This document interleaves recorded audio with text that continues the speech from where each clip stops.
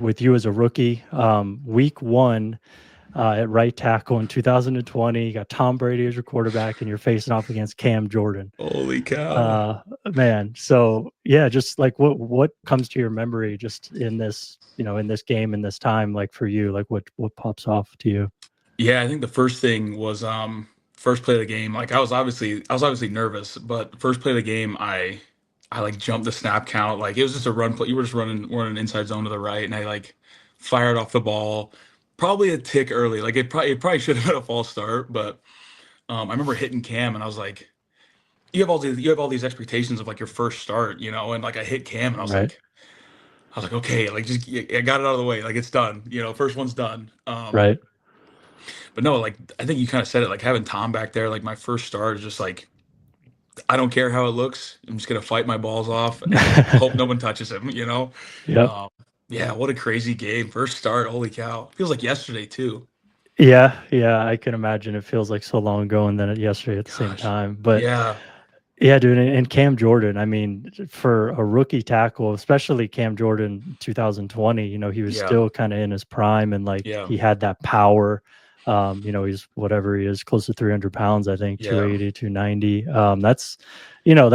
That's big boy football right out of the gate, man, against one of the Yeah. best. And you faced him 3 times this year, Yeah. uh, which is really, really cool. But I remember watching you as a rookie against him, and even this first game, and then I think week 9 you played him the second time, then the playoffs, and the Hmm. second one in week 9, man, is when it really clicked for me. Like, okay, like I had to sit up and like we're watching something special here because we'll get to some of those clips, but like Yeah. the ability to match him physically, the way that you do with strength and power is something you just don't see a lot, which I'm sure studying guys. Yeah.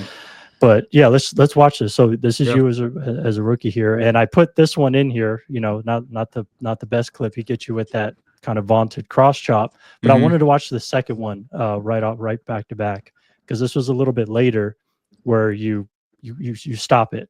Yeah. Um, so just that ability, like maybe take me through like when you lose in a game against a certain player, technique, whatever, and then rebounding and then correcting it, like what is your process there? Is it just simple like get back to the fundamentals, or how do you handle that? A little bit. So this move, like the cross chop arm over thing, like that's Cam's like move. Yeah. And so like we worked on it a ton all week, and I was like, if he gets you leaning, like that's when you're gonna fall, or that's when you're gonna fall on your face. So it's like, or that's when he's gonna get you. So like the biggest thing was we're all big outside hand punching. So if I didn't land that one, it was like keeping my head and chest out and keeping my feet moving. Like, 'cause if your feet stop, then you're dead. See my feet, right? Yep. If I kept my feet moving, like yeah, you get swiped, but you can keep staying in good position. So it's like, oh gosh, Yeah. yeah, it's Yeah. stopping your feet's the biggest thing. But we knew like that's Cam's move, and then he'll Yep. like kind of off that will go power. Like he'll give you that, or he'll give you power, power, power, get you leaning, and then he'll do that like big arm over, so you're like head and chest over your toes. Yeah. Um, And but and yeah, this is the cross chop that, like, I think it's paired really well with power, because if you yeah, could threaten with power, then you're going to step inside, get the feet to stop, and then you cross back over. But you have to have the power to kind of yeah, sell the cross chop, right? yeah. And like you were saying, Cam's 285, Yeah. 290. You don't Got like to you don't see respect that it. yeah, you don't see that coming off the edge. And like Right. my first game, like that was what I was thinking about. I was like, oh my gosh, he's 290 pounds, like he's gonna try and run through my face. So I think I was a Yeah. little antsy, Hmm. like wanting to, oh, like you got to stop, you got to stun the bull. So Yeah. yeah, my feet kind of come back a little bit, like thinking he's gonna go bull, but yeah, Yeah. that big arm over thing, like we still like every time we play the Saints, like that's what we work on with Cam. Like that's what he's going to do. That's his move. That he's had it for a long time. Yep. But I think keeping your head and chest out of it, and not getting that lean, um, is the biggest thing. Yeah, and I've noticed your ability to deal with the cross chop is really something that stood out, and maybe because of facing Cam as much as you did, but it seems like you've gotten really, really comfortable dealing with that over the years. Yeah, I mean, biggest thing is I think throwing your hands, like giving them something to deal with. Like the chop's going to hit something. If they hit air, whatever, they're still going to do it. But giving them, I always feel like throwing a wrench, like in their plan. So you're throwing that hand, give them something to deal with. Okay, they swipe it, and keeping your feet moving and stay in that good position to just widen them. Yeah, right there. Yeah. Yeah, and so would you say that you're a little light on that outside strike? So if he does connect on it, you don't fall forward and you maintain Yeah. your posture? Yeah, I mean, you don't want you're not wanting to put everything you have into that punch. Just Yeah, um, oh, like our old coach, like a little strike, makes a big difference. You don't need to load up and throw a huge one. Just give them something to deal with. right, Um, and that's kind right, of I kind of as Joe Gilbert, like I kind of just think of these little things. Yeah, he said give them something to deal with. They all have a rush plan. You're just throwing a wrench in that plan. Make them do something. Make them deal with it. right, right. Yeah, trying to just disrupt their timing essentially, Yeah, right? yeah, And because then they have to get to their secondary move. They're like, okay, what's plan B now? And then if you keep your feet moving, you're still in that good position regardless of what happens on the first move. right, That's just a big thing that I try and think about is interrupting their plan. right, absolutely. And then also, man, just like on this one, I also wanted to just talk. So he's trying more of kind of this. This is a little bit of a cross chop. I'd almost say this is more of like a speed chop. He doesn't really Yeah, like sell inside so much. He's just going yeah, straight chop. yep. And then Brady, man, is just his ability in the pocket to just be. There's no fat on his movements at all. It's No, so crisp. yeah, And yeah, maybe talk about that a little bit too. Just pass protected for Brady and just like yeah. what that was like. Um, I've said it a bunch. He told me in training camp, he said, "Don't get beat fast and don't get beat inside, and we'll be okay." Mm. And I was like, "Sounds good, dude. That sounds good." But Yeah. with Tom, Yeah. like I knew where he was going to be. He's going to be sitting at 7 yards. Yeah. But the edge rushers know that too. Like that's where he's going to be. He's not going to Right. run around. He's going to sit at 7 yards and step up. So I'm like, my goal was to get him to 9-10. Like a 9-10, it's Tom's fine. No one's touching him. Yeah. Um, but they know where he's going to be at too. But that was the Right. biggest thing. What was with Tom is he told me that in training camp my rookie year, and then I knew he was going to be sitting at 7 yards. Yeah. So just Yeah. keeping those things in mind, and then like I said earlier, it's like fight your balls. Like you're gonna get beat. Like guys are gonna get beat. Like everyone gets beat in this league, and it's you can't dwell on it. And if you do get beat, die a slow death is what we say. It's like There we go. don't Yep. don't get beat fast. Like fight till the end. Like that's our job. So die a slow death. Yeah, absolutely. And also I think it's important for context too, when you were with Brady those 3 years, you were a heavy passing offense. Oh And you barely ran play action either. yeah, we Uh were slinging that thing. it was just straight drop back. I have the numbers here. You were like 30th or 29th or 32nd in pass attempts and hmm like or no, excuse me, first or second in pass attempts and then that 30th or so in rush attempts. So like Yeah, yeah, I slinging think the I had ball, no play action. I think Yeah, I had 800. I think I had 800 pass blocking snaps my rookie year, or 799 or something. Like, that's insane. and I came from like that's like double what I had my whole career at Iowa, and we did it Right. in one season. I was like, oh my gosh, we're like, but that was the thing. Like they told me they're like, our BA on the call like on draft night was like, you ready to protect Tom Brady? And I was like, shit. I was like, not yet, but I was like, I'll get ready. Like, Right. it's a big job, and I didn't. I'm glad at the time I didn't realize like the magnitude of it. I was just like, I just got to go protect Tom. And somebody told me like Cam Brate was like, he's like, he's like, it's a good thing you didn't realize like how big that was protecting Tom. And I was just like, 43-year-old Tom Brady. I was like, I got to keep him safe. And then I was Right. like, looking back on it now, it's like, whoa. Yeah, dude, Yeah. I know. It's incredible to look back on, especially as a rookie, man. It's just it's Yeah. incredible. And this right here, I mean, I think this is such a differentiator for offensive tackles and for you, the ability to find your anchor, even if it's maybe a little bit late, but the ability to deal with power and find your anchor, that contact balance, core strength, all that sort of stuff. Yeah. Um, I feel like if, I've talked to a lot of pass rushers over the years at like the offensive line masterminds clinic and things like that. And they always tell me like, especially a young tackle, they want to test them with power first just to Yeah. see, because if you can't deal with that, then it's going to be a long day. So like Really long that's day. that's kind of the first thing that you get tested on. And here, I mean, I feel like your ability to find your anchor, against Cam right running straight down the middle of you, uh, I mean, I feel like that's like your trump card kind of as a player. I don't know how you feel about that, but Yeah. No, I think I think for me it kind of comes back to wrestling, like finding the okay. angle, like getting your hips under his hips. Like they're not gonna be able to run through you if you're lower than them. Like I just So leverage. just leverage, like your Yeah. vertical leverage. And I remember in Mm, college, like they talked about that a lot. Your vertical leverage is your pad level. Your horizontal leverage is your hand placement. So it's mm. just trying Yep. to get underneath somebody on a bull rush. Like it's yeah, like whether it's late or whether you stop it right away, like you just got to sit on it. You got to. I just think of like throwing my feet back, changing that angle where I'm lower than he is. Um, and then fighting like we like Cody Mauch is he has insane recovery skills, like it's unbelievable, but it's like finding that leverage, throwing your feet and trusting it to trusting throwing your feet back, like Right. it's sometimes it sucks, sometimes you slip, it is what it is, but um for me that's just what I get to that position and throw your feet back. And some people use like the hops, like sit, Hmm. everything, like you're throwing your feet back, hammering into the ground, like using the ground for force. It's just Mm. um yeah, I just try. I mean, if I can get somebody to go bold, and it's like, okay, like I can sit on, like I can, That's your wheelhouse. there's guys that have got me on bulls. They had like everyone gets got, but it's like Yep. I like I feel confident like in the bull rush, like knowing that like, okay, like you got to sit down on it, like it's nice. I like it.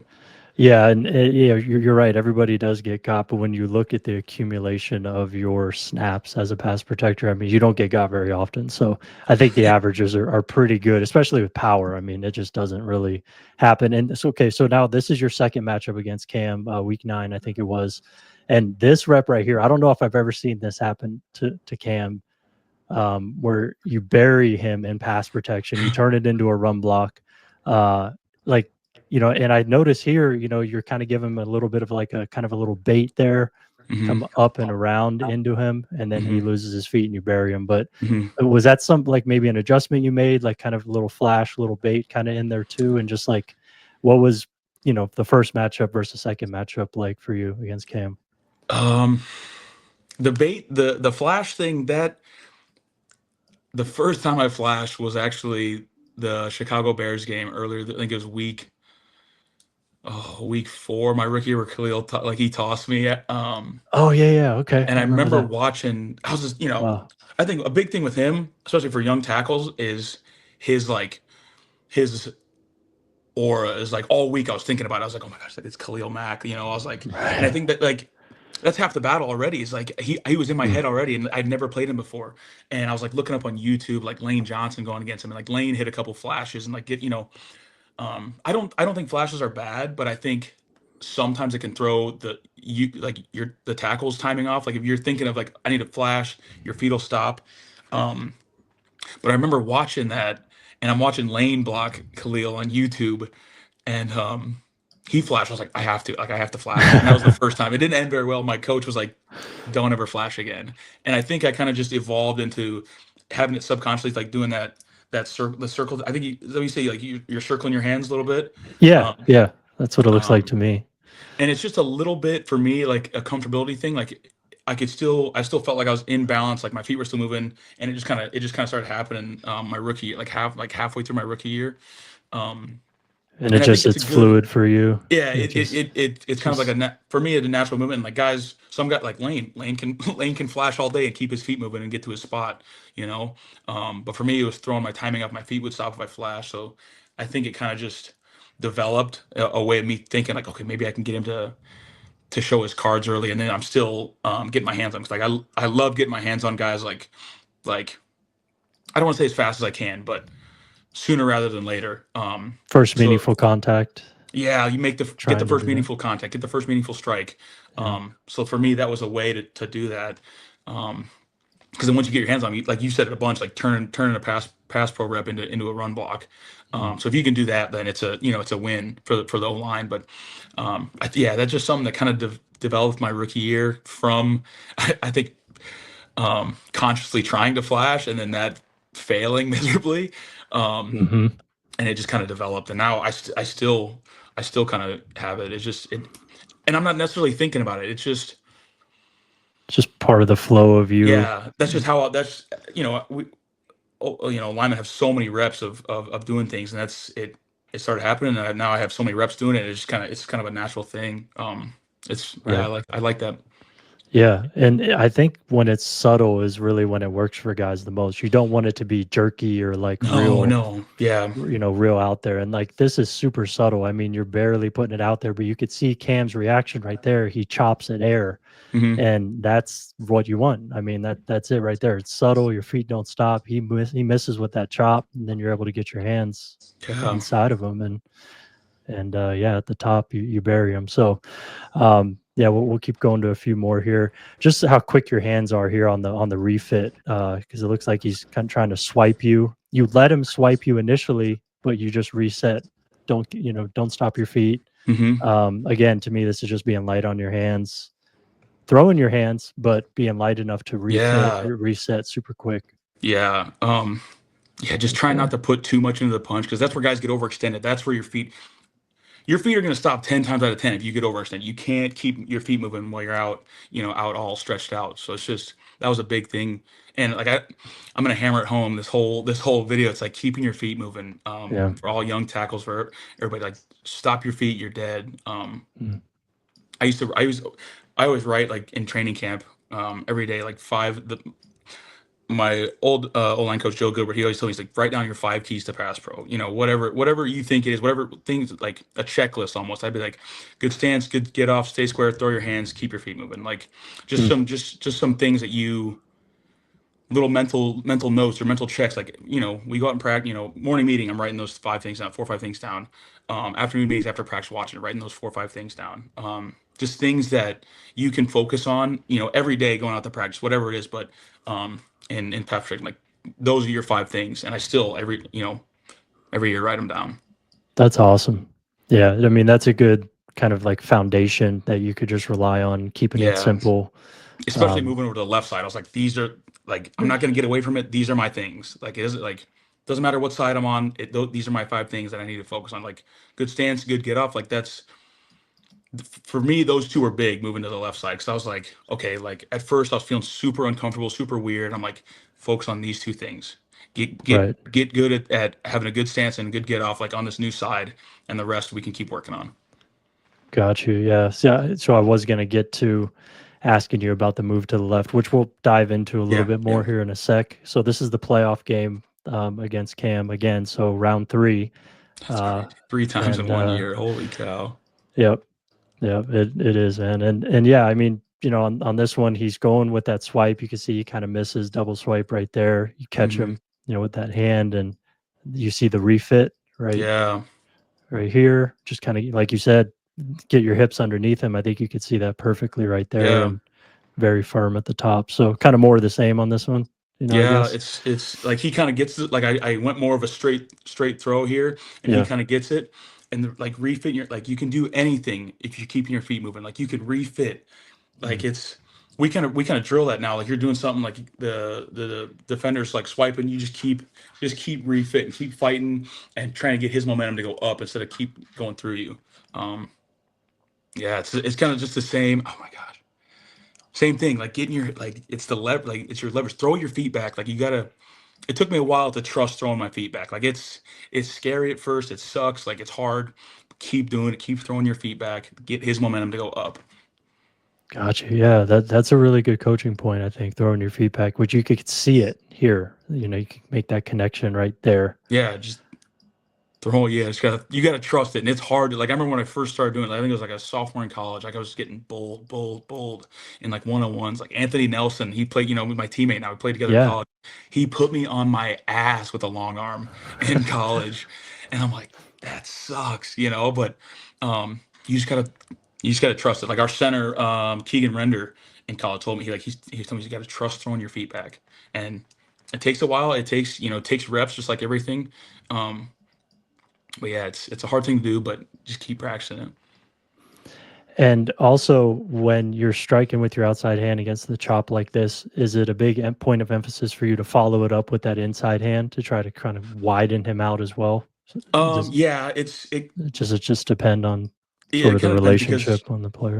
where you are to him, because you don't want to. Oh, it's hard. It's hard because you don't want to punch, get swiped, and then have a big one come, and they spin inside. Like that's I last play of Tom Brady's career that happened against Micah Parsons. Gave me speed up field 3 times in a row, fourth down in the playoffs. I'm like, he's gonna spin inside. He's gonna spin inside. It's fourth down. I fly out of there, big throw with my inside, spin inside, sack, last Mm, play of Tom Brady's career. Um, so I like the inside hand come, especially now on the left side, but the inside hand coming, um, it's just I don't want to call it a safety net, but it's just if I stay where I need to stay in relation to the defensive end, and I throw, and he's coming up, and I throw, and he takes a big jab into me, like through my inside shoulder. This inside hand is here to catch that and stop, and I can get back into position, so he's not overtaking my inside shoulder. Um, but now on the left side too, like that was bit. That's all I did was throw my right hand, and now like if I can throw the left, and this right one, it kind of has a mind of its own a little bit now on the left side. Like it'll just come, but gotcha. I like having that kind of security on the inside. Um, but it kind of goes Hmm. hand in hand. Like don't you can't turn your shoulders and open up to it. Right. It'll come and it'll be there. Right. Yeah. No, that makes perfect sense. This is a great one of throwing your feet back, like big Oh time my right here. gosh. You could see it right there, but you Yeah. could see it resets the leverage to where you're the low man. So I Yeah. mean, this one, Low man wins, brother. Low man yeah, wins. this is it right here. It's a good example. So this is your first year at left, I believe, so Yeah. 2023. Yeah. I wanted to just touch on, a couple Bosa reps and also the Chase Young reps, because then you face him again last year, and I feel Hmm. like you and Chase have kind of gone back and forth and had really good underrated Yeah. battles the last Yeah. couple years. Yeah.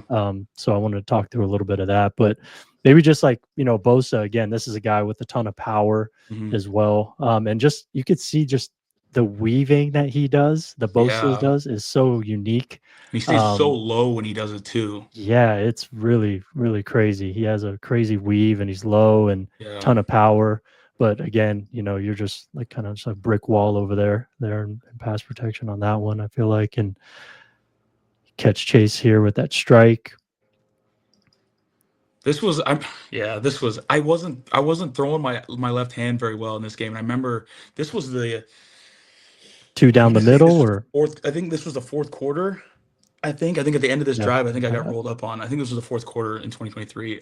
yep, I think you're right. And I remember like it took me all day to like let my hand go. We had Justin School on the sideline. He was our swing tackle, and he was always in my ear, and I love him to death. He was just like every drive would come up, he'd be like, throw your hand. He'd be like, throw your hand. He's like, just throw your hand, you'll be fine. And I finally did it, and I was like, oh, like it just especially on the left side too. Like it took me a while to get my left hand going. In 2023, and Hmm. this was like I think this was like the first time I threw it solid and like landed it. And it Nice. felt good. But my aiming point, like I try and go like on a Nike symbol, like his outside shoulder, but I want to stay across the inside hip, but I'm throwing across his body, and that kind of lets this inside hand. If he does kind of start pressing on the middle of me, this one can come. But I Gotcha. get kind of nervous punching down the middle. Yeah.